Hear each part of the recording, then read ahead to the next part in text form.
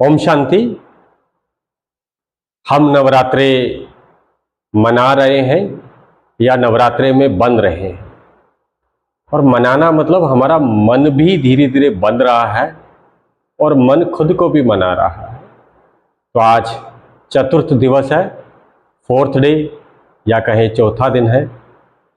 हमने पहला दिन, दूसरा दिन, तीसरा दिन अलग अलग देवियों के रूपों की चर्चा करी। आज उस देवी के चौथे रूप मां कुष्मांडा की चर्चा करेंगे। चूंकि मैं पुनः याद दिला दूं, ये ज्ञान, ये उन्नति, ये हम बीके भाई बहनों के लिए ही है। इसमें हम जानेंगे कि चतुर्थ दिवस पर क्या होता है। इसे आप 7 दिन के कोर्स में भी जोड़ सकते हैं। 8वें दिन हम मुरली सुनाते हैं, यज्ञ का इतिहास बताते हैं, और 9वें दिन हम उसे मेन क्लास में ले आते हैं। इसका मतलब उसका पूर्ण रूप से परिवर्तन हो गया। मेरा भी ऐसे ही हुआ था, आप सबका भी हुआ होगा। तो आज चर्चा करेंगे मां कुष्मांडा। अब इस नाम का संधि विशेष करते हैं, कु, ऊष्म और अंडा।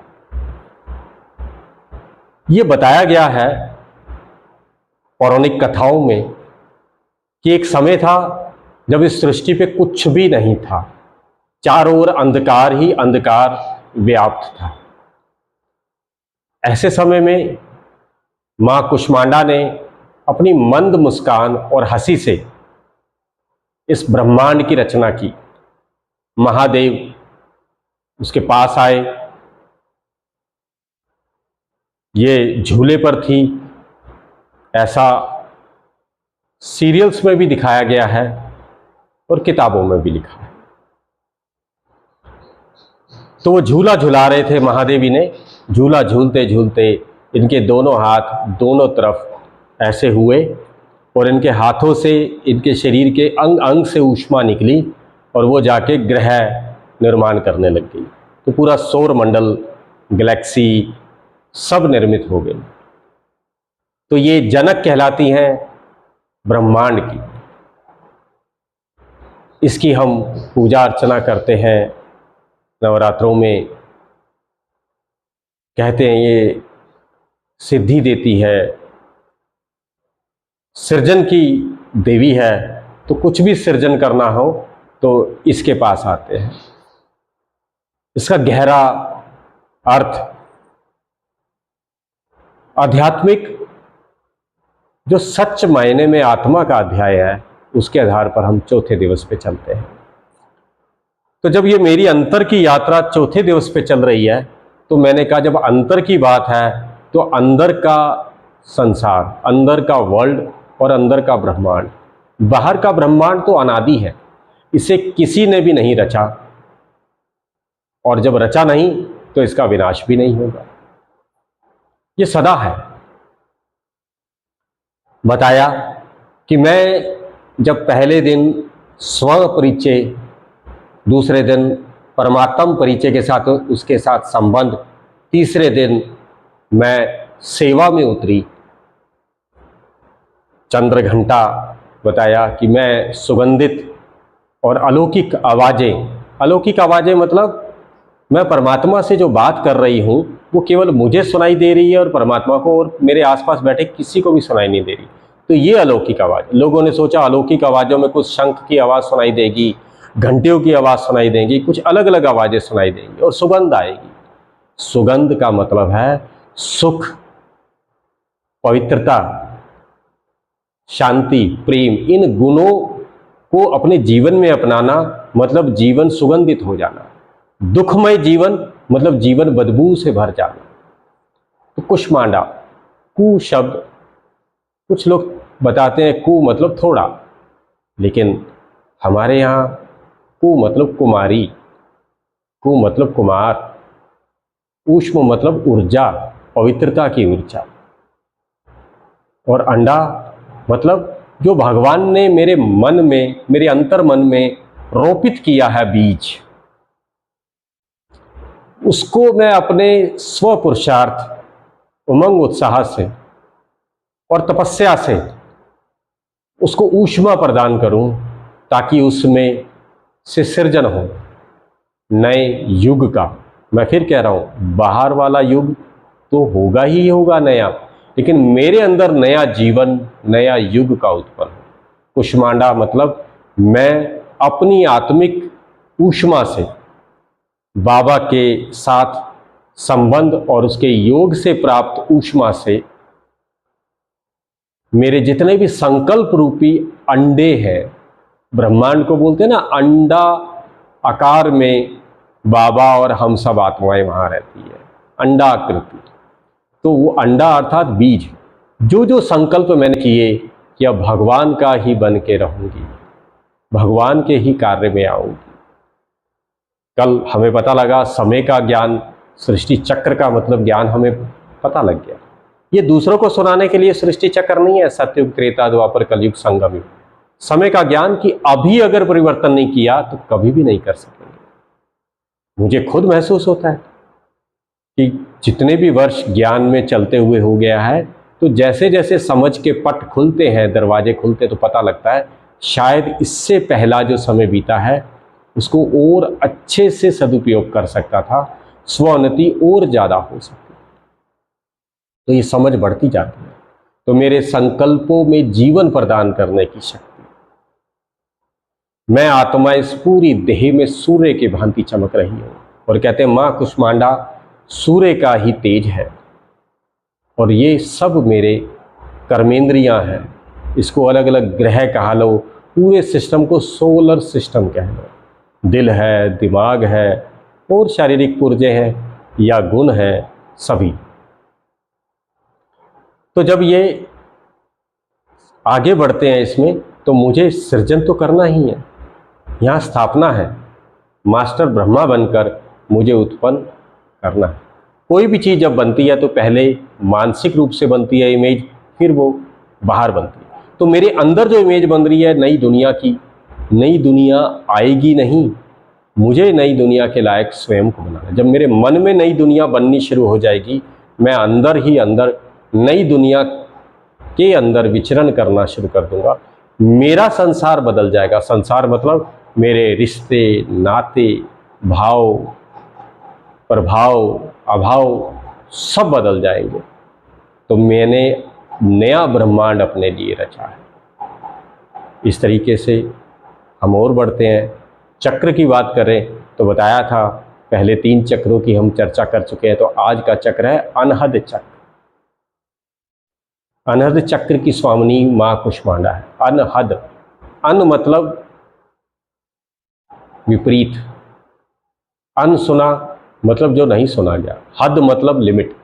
अनहद मतलब जिसकी कुछ लिमिट ही ना हो। जब तक मेरे इस संकल्प को मैं अंकुरित नहीं करती हूं अपने मन की और लगन की ऊष्मा से, तब तक मैं हद में ही समझती हूं, मैं तो बेचारी अबला स्त्री, मैं एक मामूली सा पुरुष। लेकिन जब ज्ञात हुआ, केवल ज्ञात होना काफी नहीं है, आभास होना और रियलाइज भी हुआ कि मैं उस परम शक्ति की संतान हूं। जो भी उसमें शक्तियां हैं वो सब मुझ में भी है, और उसने वो वर्षे में मुझे दी है। तो मैं उस आदि देव से प्राप्त शक्तियों को ग्रहण करने वाली आदि शक्ति, मैं स्वयं शक्ति स्वरूपा हूं। तो अनहद मतलब अब मैं बेहद में आ गई। हम इसे बेहद कह सकते हैं या अनहद कह सकते हैं। कहते हैं अनहद नाद सुनाई दे, जो बाहर सुनाई नहीं देता। हम हमेशा, हमारे कान बाहर का आवाजें सुनती है, बिना कानों के भी कुछ ना कुछ अंदर सुनता रहे। जो आप संकल्प में रमन करेंगे वो अनहद है, अनहद है। तो यहां तक हम आगे बढ़ते आ रहे हैं। इन नवरात्रों में 2 राक्षसों का वध दिखाया है। बहुत सारे राक्षसों का वध है, लेकिन मुख्य 2 राक्षस हैं, ताड़कासुर और महिषासुर। ताड़कासुर देवी के पुत्र कार्तिकेय के द्वारा हुआ, लेकिन देवी उसकी निमित्त बनी। और महिषासुर का वध स्वयं मां ने करा, जो कल की देवी दिखाया चंद्रघंटा, उसके द्वारा वध हुआ। आगे और बताएंगे कि कब हुआ उसका वध, दशमी के दिन जो उसका वध होता है। यहाँ हम बताएं कि माँ दुर्गा की आरती में गाते हैं मधु के टब दोहू मारे, सुर भय हीन करे। कहते हैं देवताओं पर संकट आया तो मां दुर्गा ने उस संकट को टाला। अभी ज्ञात हुआ कि वो देवता हम ही तो हैं। सतयुग त्रेता पार करते हुए द्वापर से हम राक्षसों के वश हो गए, काम क्रोध लोभ अहंकार रूपी राक्षसों के वश हो गए। तो जब संगम युग आया तो त्रिदेव ब्रह्मा विष्णु शंकर वो दिखाते हैं, असल में परम शक्ति को भूल गए। लेकिन बाबा ने आके करेक्ट करा कि मुझ परमात्मा ने पहले 3 देवों की रचना करी, फिर उन 3 देवों की शक्तियों के द्वारा देवी की रचना करी, देवी की रचना करी। तो मुझ में जो देवत्व उपजा है वो स्थापना, विनाश और पालना को लेकर है। तो मुझे अपने अंदर नए श्रेष्ठ ईश्वरीय विचारों का सृजन करना है, पुराने कनिष्ठ और आसुरी विचारों का संहार करना है, और जो संकल्प मैंने रचे हैं उनकी पालना करनी है। तभी तो वो अंदर पलेंगे, बढ़ेंगे, फूलेंगे और फलेंगे। इस देवी के अष्टभुजाएं दिखाते हैं, चंद्रघंटा की 10 भुजाएं दिखाते हैं। तो जब मुझ में ये शक्तियां आ रही हैं तो मुझ में भुजाएं बढ़ती जा रही हैं। भुजाएं बढ़ना संसार देखता है, लेकिन मैं परमात्मा की भुजा बन गई, ये कोई भी नहीं दिखता, ये गुप्त है। तो जब तक मैं भगवान की भुजा नहीं बनूंगी तब तक मेरी भुजाएं लोगों को कैसे, मैं भगवान को उसके कार्य में पूर्ण रीति से सहयोग दूं और पूरा संसार इस कार्य में मुझे सहयोग देगा। ये है भुजाएं, शक्तियों का प्रतीक है। एक एक आत्मा को बहुत बहुत कार्य करना है, पालना भी करनी है, मर्यादाओं में भी रहना है। तो ये सारी चीजें धीरे धीरे समझ आ रही है और हम उन्नति की ओर बढ़ रहे हैं। ये 7 सीढ़ियां हैं, उन्होंने 7 चक्रों में दिखाया। तो हम पहली, दूसरी, तीसरी या चौथी सीढ़ी पे खड़े हैं। तो आज पूरा दिन हम ये चिंतन करेंगे कि मेरे जो नए विचार बाबा की मुरली के द्वारा मुझे प्राप्त होते हैं, उसे मैं अपनी ऊष्मा से, अपनी लगन की अग्नि से उसमें जीवन भर दूं और एक नया ब्रह्मांड अपने अंदर उत्पन्न करूं। तो मेरे अंदर की दुनिया मेरे द्वारा ही पैदा होगी। अंदर अंधकार भरा हुआ है और ये मंद मुस्कान, मतलब जब चारों ओर अंधेरा, मतलब निराशा का अंधकार चारों तरफ फैला हुआ था, तब परमात्मा ने हम मुर्दों में जान भरी और हमें जीना सिखाया। जीना मतलब श्वास लेना नहीं होता, जीना मतलब मुस्कुराना, खुश रहना। तो हमारी मुस्कुराहट सदा वाली खुशी ही मेरे अंदर की दुनिया को उत्पन्न करेगी, नहीं तो पुरानी दुनिया बार बार खींच लेगी मुझे। ओम शांति, धन्यवाद। कल फिर एक नए दिन के साथ, माता के नए स्वरूप के साथ मिलेंगे। तब तक के लिए ओम शांति।